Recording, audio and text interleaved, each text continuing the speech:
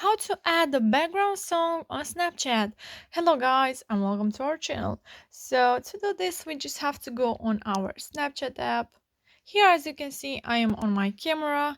So first we have to find our music icon. So this is in the right side of your screen. So it's right here, the fourth option.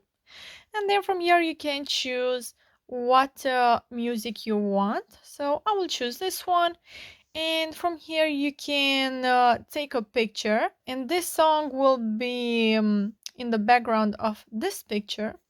So you can just take a picture like this, and now the song is right here. And then we can go back, and I will show you how to add a background song on a video. So we have to click again on that music icon, song icon, choose your song, and then hold down on the record.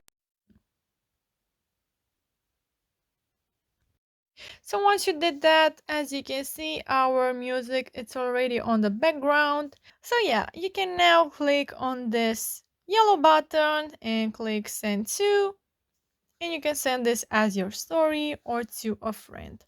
So yeah guys, that's it. I hope this video was helpful for you. If it was, you can smash that like button, and you can also comment down below your thoughts. Thank you so much for watching, and don't forget to subscribe to our channel. Have a great day. Bye bye.